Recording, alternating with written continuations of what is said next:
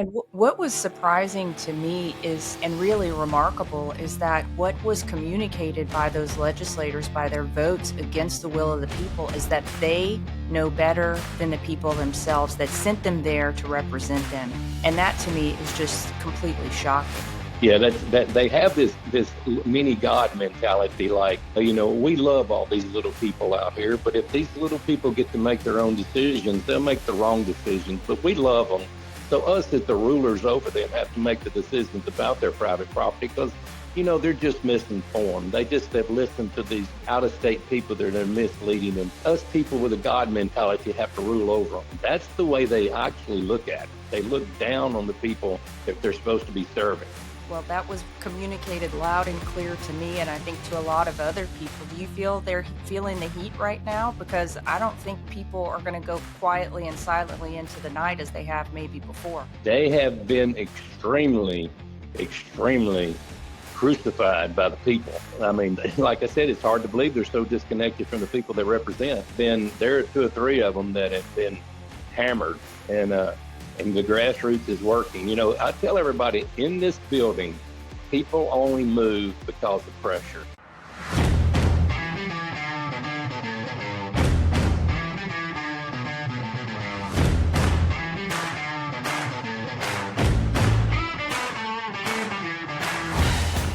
Thank you, ladies and gentlemen, for joining us once again on the State of Freedom. Good morning, everybody. Happy Tuesday. Joining us today is a friend and a champion of the people from the far northwest corner of the state in Caddo Parish. Representative Danny McCormick is with us today to talk a lot about carbon capture, what's happened so far, and what we can expect to come down the pike. Before we talk to him, let me read the scripture of the day. It's 1 Thessalonians chapter 2, verses 1 through 2. And it says, "My dear brothers and sisters, it's obvious that our ministry among you has proven to be fruitful. And though we had already suffered greatly in Philippi, where we were shamefully mistreated, we were emboldened by faith in our God to fearlessly preach his wonderful gospel to you in spite of incredible opposition." I was reading that this morning, and in the footnotes, it reminded me that when Paul was talking about being shamefully mistreated in Philippi, it was referring to Acts 16, where Paul and Silas were severely beaten. It was an early morning, y'all. Yeah, I'm going to get there. Where they were severely beaten and imprisoned without due process. And it's where they were praying and worshiping in prison at midnight. And in response to their prayer and worship, the Lord brought an earthquake that opened the prison doors. And this is just one instance, of course, how the disciples suffered so much at the hands of the angry and controlling religious elites. Yet because they knew and were consumed with passion for the truth and for making the truth of Jesus and his kingdom known to those who did not know him, they persevered. And they were emboldened by their faith in God to fearlessly preach his gospel despite the incredible opposition and obviously extreme mistreatment. And we should take so much inspiration and courage from their example. We're not being beaten. The Lord has called us to live out our faith fearlessly and boldly, walking in love and communion with him. And as Hebrews 10 says, we're not those who are held back by fear and perish. We are among those who have faith and experience true life.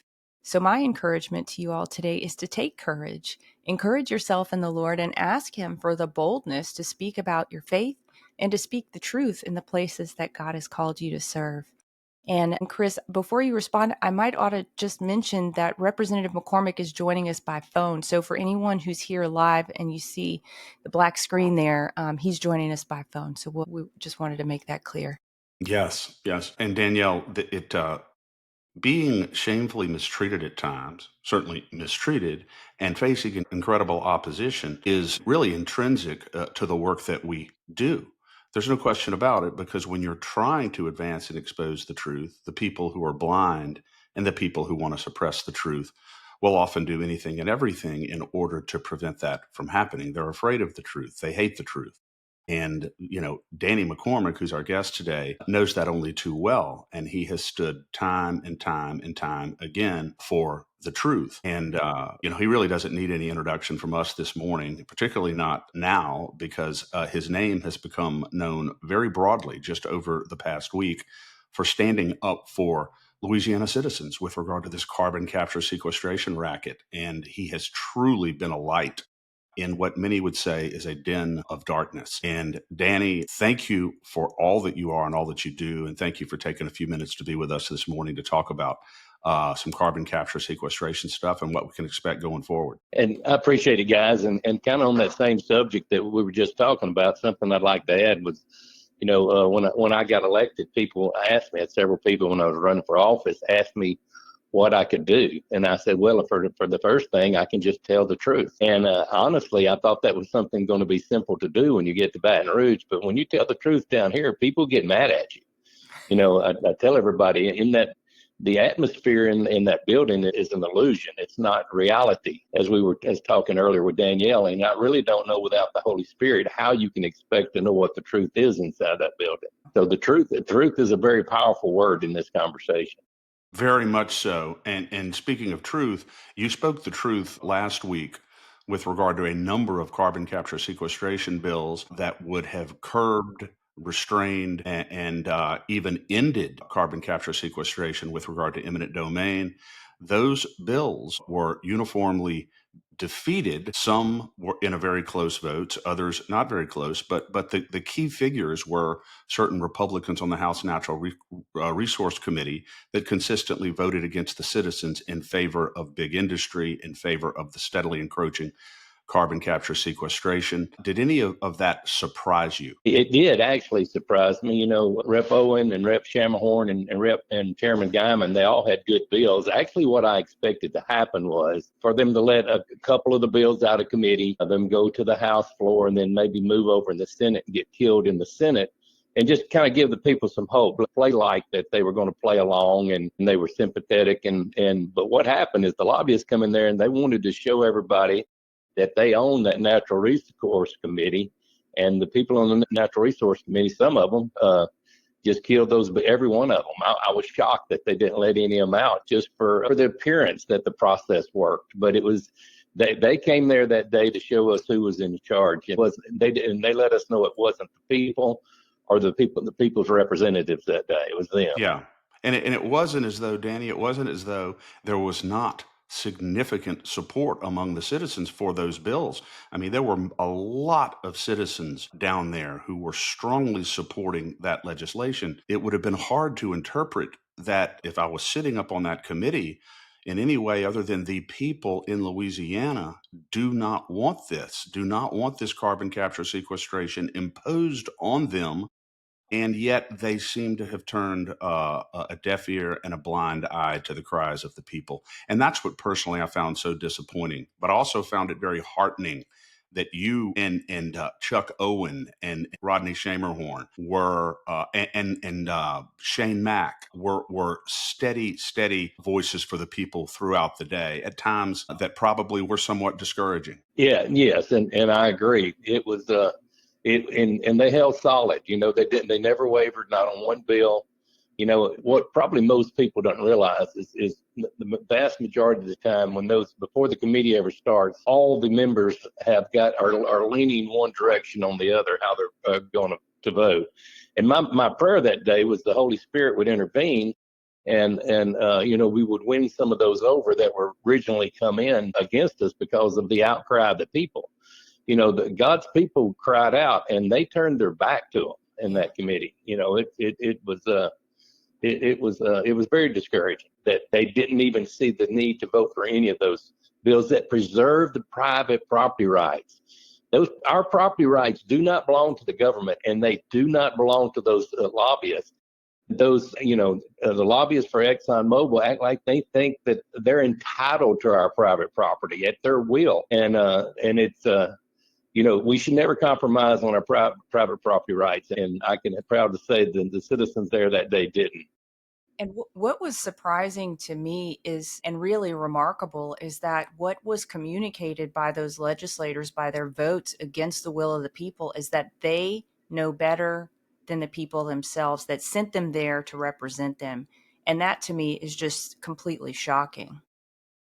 Yeah, that they have this mini God mentality. Like, we love all these little people out here, but if these little people get to make their own decisions, they'll make the wrong decisions. But we love them, so us as the rulers over them have to make the decisions about their private property because they're just misinformed. They've listened to these out of state people that are misleading them. Us people with a God mentality have to rule over them. That's the way they actually look at it. They look down on the people that they're supposed to be serving. Well, that was communicated loud and clear to me, and I think to a lot of other people. Do you feel they're feeling the heat right now? Because I don't think people are going to go quietly and silently into the night as they have maybe before.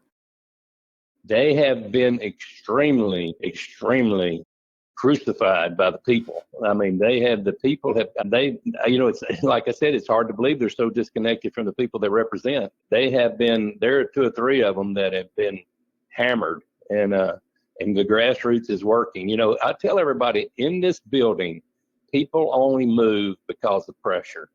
They got the pressure from the lobbyists, they got the pressure from the money, they got the pressure from the special interest. On the other hand, they got the grassroots pressure from the people. And the people are applying way more pressure right now than the other side can ever muster.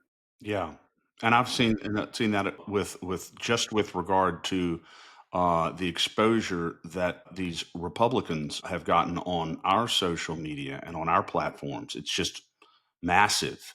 And what do you expect, Danny? Now, tomorrow there are some remaining carbon capture sequestration bills coming forward, along with perhaps a couple of other ones that ended in a tie vote, which in committee is a loss, but may be re-urged with a different outcome. What are your thoughts on the new ones that are coming tomorrow, and then the possibility of reviving a couple of the ones that were defeated last week? I don't know specifically on any bill, Chris, what actually may be happening, but I'm going to bet something that we like is going to come out of committee tomorrow because of the pressure the grassroots have put on them. I don't see how if they've just soon resign and go home if they don't. So I expect something the people like is going to make it out of committee tomorrow, just because of the pressure the people have put on them. Awesome. Well, we certainly hope so. And Chris, I know you'll be down there passionately testifying on behalf of the people, on behalf of the voice of the people. And Representative McCormick, do you have any bills that'll be heard tomorrow? I do. I have three carbon capture bills going to be heard tomorrow. One makes it illegal completely in the state of Louisiana. I have an amendment proposed that makes it illegal under private property, just in case there's, I know there's some landowners that have tens of thousands of acres of land. I'm actually, my intention is to meet with the grassroots people before the meeting tomorrow and say, hey guys, let me tell you what I got. I got this bill that makes it illegal in Louisiana. I've got this amendment. Let's talk about it, get some feedback from the grassroots before the meeting starts, and see if they would like me to put the amendment on there or not. When I went to Allen Parish and there was several hundred people there, I told them as long as they wanted to fight, I'd stand beside them and fight. So I want to give the choice to them. I want to discuss my strategy with them about putting that amendment on there and let them make the decision. I want them to know that I'm still going to stand there with them along with their state reps, and fight for them. Well, I Yeah. love that bill because I think it just nips the whole thing in the bud whenever we all who have eyes to see and ears to hear know that this is a racket that is being paid for on our own backs. Right. Exactly. And Exactly. some No, people, I agree Danny, with have that. said that some people say, Danny, that these Republicans who betrayed the citizens are beyond redemption at this point. Some people say that. My own view is that they're not. Maybe they're beyond full redemption, but they're not beyond partial redemption. And they have an opportunity to revive their credibility if they do the right things tomorrow. And hopefully they will. And that's where we are. We believe hope springs eternal. And if they go in there and do the right thing on these remaining bills, I think they could go a long way in salvaging their political careers, because right now I would say they hang in the balance. And I agree with that, Chris, 100%. We all make mistakes. And when we make mistakes, we, as the Christians, we have to own them, confess them and make them right. So you'll know if they've seen the light or not by whether they completely turn and go the other direction and Yes.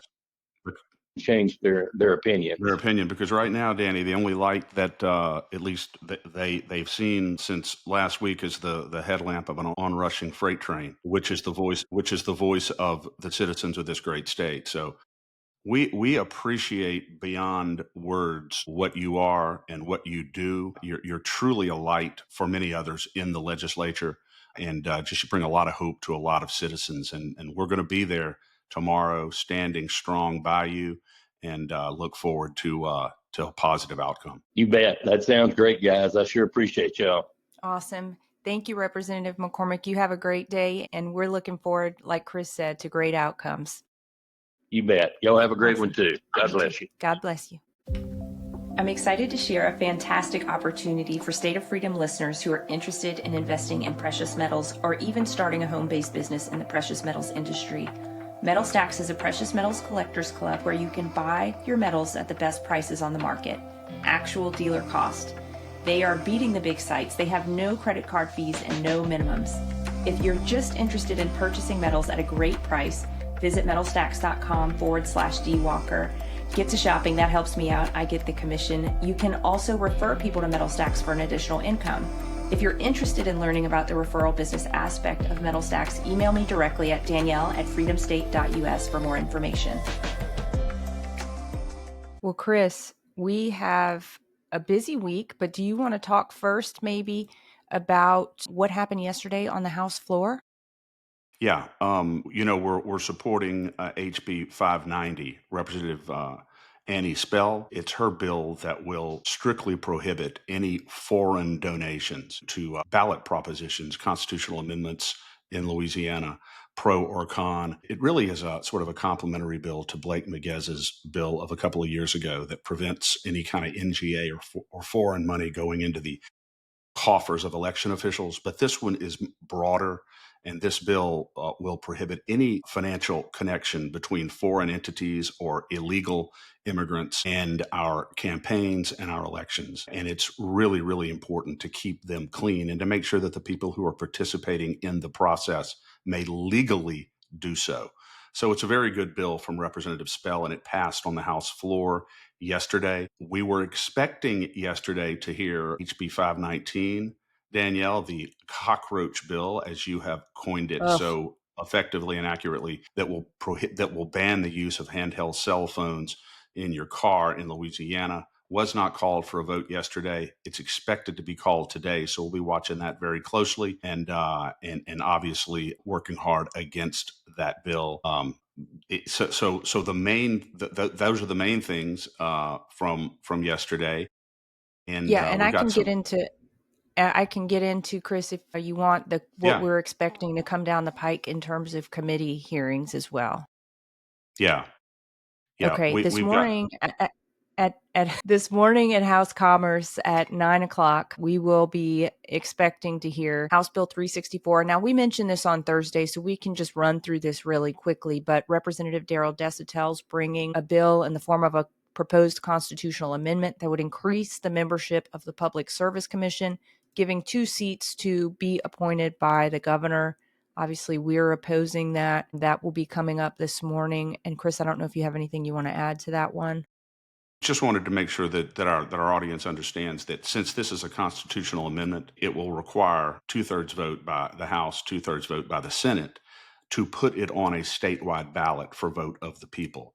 So ultimately, the people will have the opportunity to decide whether or not the Constitution should be amended to increase the size of the Public Service Commission and allow the governor to appoint the 2 additional members. I don't think it's going to bode well among the citizens of the state, but it will not result in that law if it passes both houses this session. That just means it's going to go on the statewide ballot, right? Great. Yeah, great point. Okay, and then one that we are viewing as very important for this session and praying for a different outcome this time is House Bill 386 by Representative Raymond Cruz. We had him on last Tuesday to talk about it, this gold and silver as transactional currency bill. Correct. And it'll be, as you said, in House Commerce this morning. I plan to testify in favor of that bill. So important, Danielle, for reasons that we've already discussed. As a hedge against inflation, it will go a long way in increasing the economic freedom of individual citizens. And there's no reason why being able to use gold and silver as transactional currency should not be an option for Louisiana citizens. It's really, really important. And as you said, I'm hoping that there will be a different response in the committee this year. There's no doubt that the citizens of Louisiana want this option. Yeah, and I view this very similarly to the way I view the carbon capture bills, in that a vote against this is a vote against the will of the people, period. I could not agree more, and I think that's a great parallel. And to be honest with you, now that people are aware of the bill, more so even Yeah. than they were last year, I think it could provoke a similar reaction if the committee, particularly Republicans on the committee, do not vote in favor. What's your sense of how that might go down, Chris? Commerce is a really big committee, if I remember. It's a very big committee, and hopefully the committee members are more educated this year than they were last year, because some of the questions that were asked by committee members last year suggested to me that they really didn't understand either the importance of the bill or what the bill will Point of actually the bill? do. The point of the bill, which is to work as a hedge against inflation and the steady devaluation of the dollar, and to give people a greater option for their own economic security. I just don't understand why a Republican dominated committee would even have to seriously debate this, giving the people this option. Yeah. Well, it's because of the banking lobby. So I pray that there's a lot of patriots in that room this morning alongside you, Chris. And I know we got to get you there, so I'll keep us trucking along. Today we expect two things on the House floor. You mentioned already Representative Glorioso's cockroach bill, and one thing you raised with me when we were discussing this morning is just a point of caution that it may face unexpected support because it's part of the governor's insurance reform package. Correct. So it's That's why, very yeah. important for us to make our voices heard loud and clear against this Yes, and we bill. have a call to action, Daniel. Let listeners know, if you have not done the call to action on HB 519, Representative Glorioso's cell phone bill, please do so. LACAG.org Action Center. It literally takes 2 or 3 minutes to do it, and it's well worth it if you don't want your talking on a handheld cell phone in your vehicle to be criminalized in the state of Louisiana, which it should not be. Yeah, absolutely. The other bill we expect to be heard today is House Bill 615 by Representative Brett Guyman. This is his regulation on solar facilities. And I think you mentioned, Chris, that it was not heard yesterday. It was Yeah, anticipated to be heard yesterday, but it's likely to be heard today. likely to be heard today on the House floor, that would allow local jurisdictions to manage and regulate the parameters of this solar energy generation facilities. And that is an important bill from Representative Brett Guyman. I will say, Danielle, that yesterday the Speaker de Villiers, told the members, expect a long day of debate tomorrow on bills. So that tells me, so obviously they put certain bills off yesterday, and I'm sure that they're going to be going forward and voting on these bills today with a lot of debate. So a lot of activity on the House floor today for sure. Yeah, and Chris, I don't know if you saw, I sent a text message to you and Representative Guyman yesterday that President Trump, through an executive order, paused all development, wind facility development, until further research can be done on the environmental impact and on the sustainability and productivity of these windmill farms. So, and I think he's being sued by like 15 Democratic governors for pausing those. So anyway, I just think Imagine that that. might be, yeah, imagine. I just think that that could be, a signal that something similar may be coming down the pike for solar. Absolutely. And it's hugely important, Danielle, this order, this President Trump's executive order, because 3 or 4 years ago, the legislature voted to allow 25,000 acres of Louisiana offshore waters to be reserved for the development and the erection of offshore windmills. That bill In was Sportsman's authored Paradise. in sportsman's paradise. And that bill was authored by Joseph Orgeron, who perhaps not coincidentally owns a company that would be with two big super feeders that would be responsible for transporting the component parts of these windmills offshore to build these offshore windmills. He was the author of the bill. That's the sort of conflict of interest that certainly should have been disclosed to the full legislature, and he probably should have recused himself from that vote. He certainly should have been the author of that legislation if he stands to profit from the law, from the bill. So anyway, I'm very happy about President Trump's EO on these windmills. They're just horrible. They Yeah, couldn't they're even horrible. withstand, Danielle. How did they withstand a Cat 5 hurricane in the Gulf? Come on. Explain that Come to on. me. Yeah, and then who's going to be cleaning up the mess? Is Representative Angeron going to be down there cleaning up the mess? I don't think so. Yeah, he should use Okay. some of his super feeders. All right. Next, let's just run through what we're expecting to come down tomorrow. It's House Bill 160. This one is we also mentioned it at the end of last week by Representative Kelly Dickerson. And this one is about ethics complaints. And I know you've had some correspondence with Representative Dickerson about this bill, Chris. Yeah, this bill, it's a good bill because right now, when someone goes and files an ethics complaint against anybody with the state ethics board, they don't have to disclose their identity. It can be anonymous. And I just think that violates fundamental due process. If you're going to go file a complaint against a person with the ethics board, then you should have to disclose your identity at some point in that process. No question about it. This bill would require disclosure of that identity. And the only concern that we have with the bill as currently written is that there needs to be some kind of whistleblower protection in the bill. We've offered some language to Representative Dickerson. I think she's open to it. And the reason why it's important to have that protection is that there are times when ordinary, regular citizens or people who are not very powerful may want to file an ethics complaint because of certain things that they see, corruption in government, and there's a great fear of retaliation and reprisal against citizens by powerful people in the state if Yeah. they do that. And that was the original reason why it was permissible to be anonymous when you filed a complaint. But so there needs to be protection against retaliation. There needs to be protection against retaliation against people who file these complaints. So hopefully, House Bill 160 will be amended to include protection for complainants. Yeah.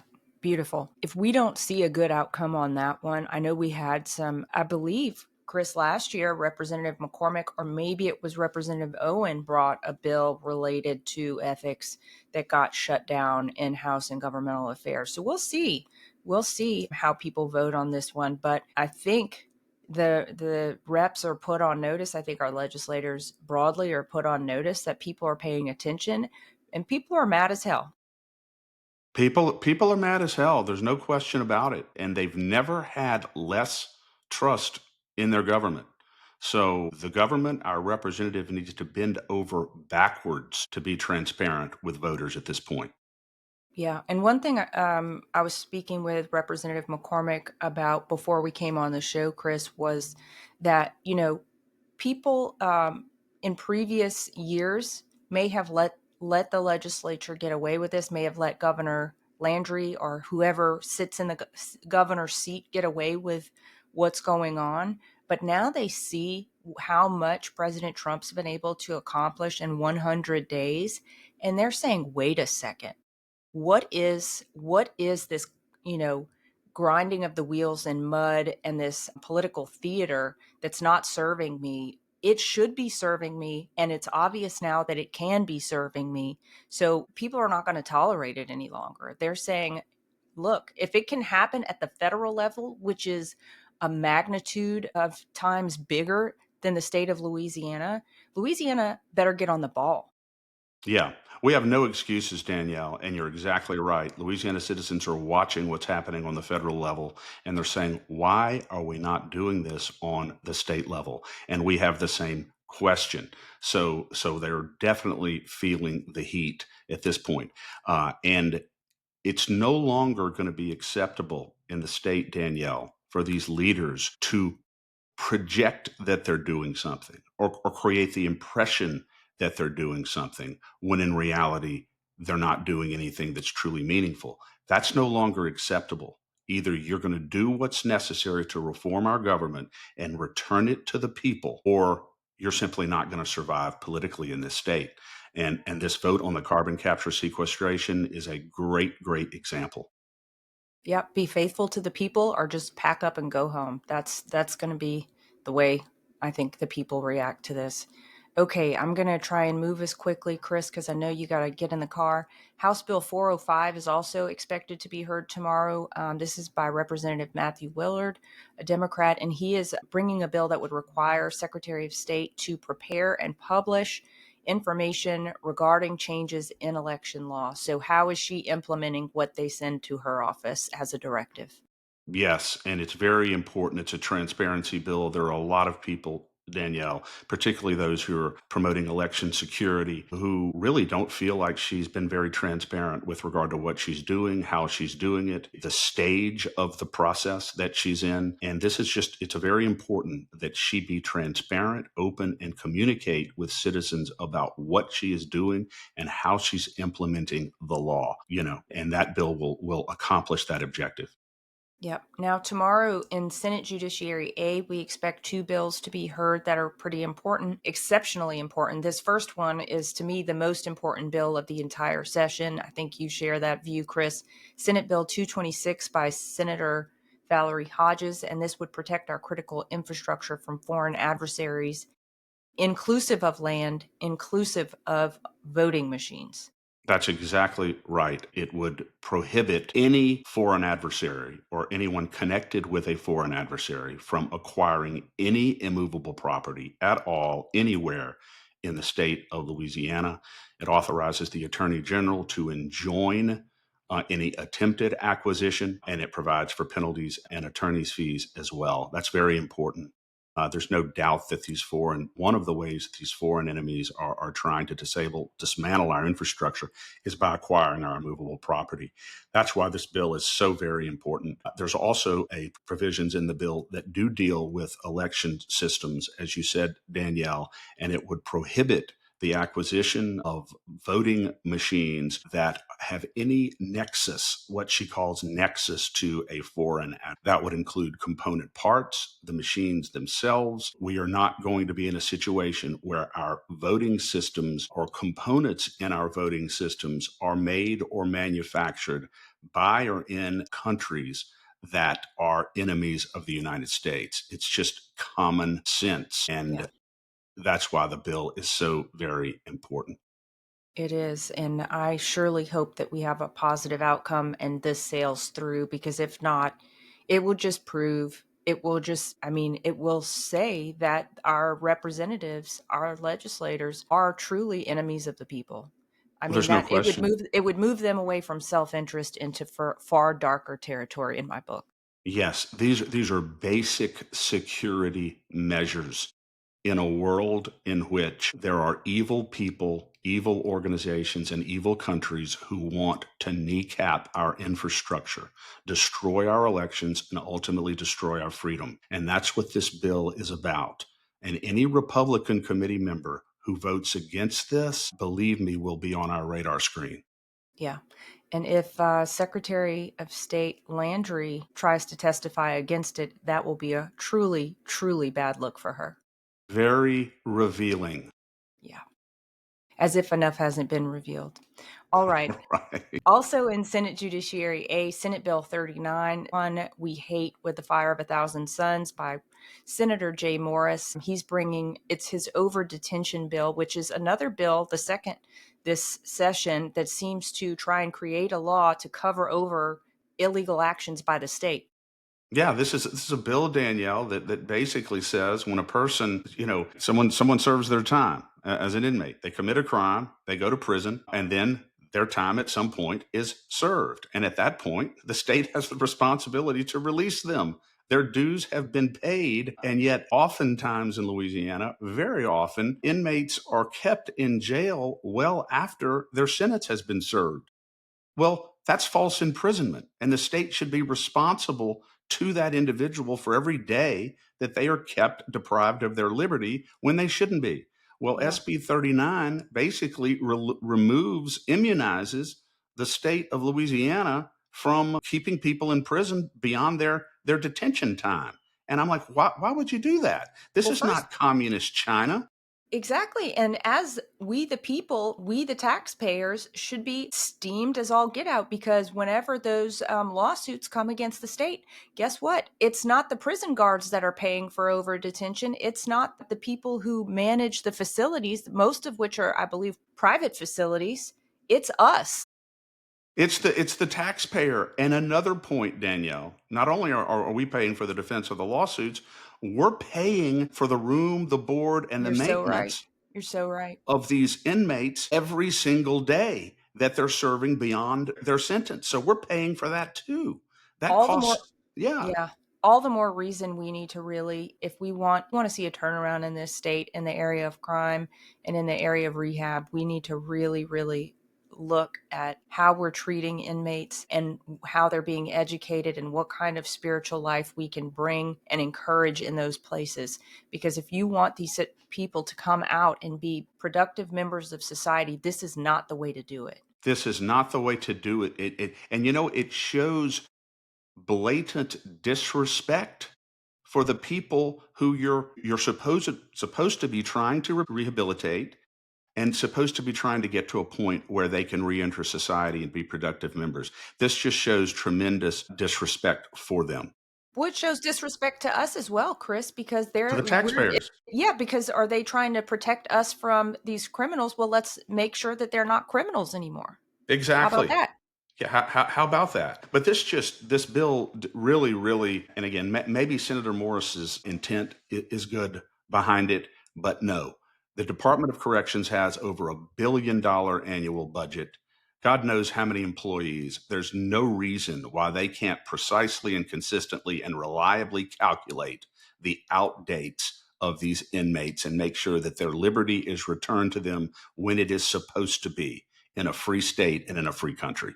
Yeah. And I guarantee you the software to make sure that happens already exists. And if it doesn't exist, it could exist within the inside of a week by a software developer who has the skills to do it. So I think there's absolutely no excuses. They could allocate the resources to do that. Yes. And Yeah. both And of they, these bills, SB 39 on the over detention and SB 226 on the infrastructure bill, will be heard, as you may have mentioned, Danielle, Senate Judiciary A tomorrow, which is Wednesday, and I intend to testify on both of them. yeah. Okay. Also, tomorrow, House Natural Resources. We already mentioned this, but at 9 a.m. tomorrow, the remainder of the carbon capture bills will be brought, and you expect potential rehearing of two of the bills that landed in a tie, which was a defeat, but there's a procedure to bring those back if anybody had a change of heart. If anybody had a change of heart, any bill that ends in a tie in committee, it loses because it's a tie, but it can be revived by motion of any member who originally voted against it. So one of the Republicans who we've vilified at this point could say, we want make a motion to hear a bill that ended in a tie again, and then the committee would have to hear the bill again. So hopefully that will happen, because there were a couple of ties last week Yeah. And I think, on, yeah. was any of it due to an absence? Jacob Broad was absent for the carbon capture sequestration bills So yesterday he and could also. last week, and I noticed that. And I think I guess theoretically, he could make a motion to bring it back as well. Cool. All right. Well, I hope we see some positive movement on that. I trust that we will. I want to Because, encourage Danielle. I want to yeah. encourage once again, listeners, please go to lacag.org Action Center and do the call to action on the carbon capture sequestration. Do the call to action on the carbon capture sequestration. And while you're up there, do the calls to action on all the other bills that we have up there, because they respond, as Representative McCormick said, Danielle, these leaders, these elected officials respond to grassroots pressure. And Representative McCormick just confirmed that a little while ago. Yeah. And Chris, just for our listeners' sake, especially if any of these are your representatives, please, by all means, you get to the call to action and do it, and send it to as many people in your district as humanly possible. These are the folks who voted against it, specifically the Republicans. My state rep, Jessica Domingue, Jeremy Lacombe, Jacob Landry, Joseph Engeron, Neil Reiser, and Z. Zarang. Those are the people who voted against the will of the people, and those are the ones that And pressure Kerner, me. did you mention Kerner? No, I didn't. I wasn't looking at that one, but yeah, you're right. Tim Kerner also voted against it, against at least one or two of them. One or two of them. And did you mention Jason DeWitt? Mm-mm. Okay, so Jason DeWitt and Kerner also are in Okay. that group. Yeah. Okay, got it. Thank you. The secret to losing weight 2 times faster has gone viral. See the transformations hundreds of thousands of people are experiencing around the world with the Slender Eyes drops. These homeopathic drops are proven to control appetite, support thyroid function, help balance the body's pH, improve energy, boost mood, and increase metabolic rate.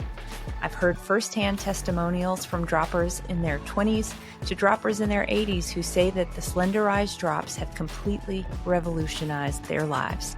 Try the drops today to see the results for yourself. To learn more about the Slender Eyes drops or other incredible natural wellness and lifestyle products, email me at info@freedomstate.us and put drops in the subject line, or visit the Shop Our Partners page at freedomstate.us. We also have links to those in the show notes. Thank you for supporting the state of freedom. Okay, now we'll take a quick look at Thursday and send you on your way to the Capitol, Chris. Thursday, 9:30 in room 2, House and Governmental Affairs. We'll be hearing House Bill 421 by Representative Emily Chenevert. This is a fantastic bill, and basically it would remove or ban DEI from being practiced in any way, shape, or form in every state agency. Absolutely. No more diversity, equity, and inclusion. All of the radical leftist, Marxist, Joe Biden policies are gone. We're going back to a merit-based system, and that woke criteria can no longer be used in hiring, in firing, in disciplining, or in promoting employees in the state. It truly is, Danielle, DEI, this what's it called? Why am I drawing a blank on this? DEI and critical race theory. Yeah, is what it is. Where we're taught to view everything through the prism of race and gender equity, everything, and taught to be suspicious of the United States Constitution, our rule of law. And so I'm so happy that Emily Chenevert is bringing this bill that will require all of that cancerous poison to be removed from our state policy. Yeah, absolutely. And 2 things that I'd like to mention, Chris, that are happening on the national and international scene that we're going to be following. And we just ask that everyone be very prayerful about these 2 things. One is, last night, President Trump called for the immediate release of Tina Peters from being held in prison in Colorado for what she really did as a whistleblower on the election system in 2022. So she's been in prison, I think, for probably about 6 months now or longer. She's been terribly treated, and she absolutely needs to be released. So please pray for her release, and also be praying. This week begins the conclave of the Catholic Church. So we will be expecting to hear sometime soon, hopefully, the announcement of a new pope, and we should all be praying that this is an honorable man who follows the Lord and really will bring the flock back into alignment with the Holy Scripture and with Holy Spirit. Absolutely. Well said, Danielle. It's very, very important that we get a good pope.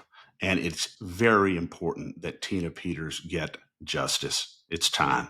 It is time. It's absolutely time. And we owe her so much. And I really hope, Chris, that this is a signal that the truth about the elections is going to start rolling out. I hope so, because there's an awful lot of truth that has been suppressed. Absolutely. Okay, well, I know you have to leave. Let's just do one last reminder. Please share this episode, share all of our episodes with friends and family. We can't do this without you, and knowledge is power, and that's what we're trying to impart to you.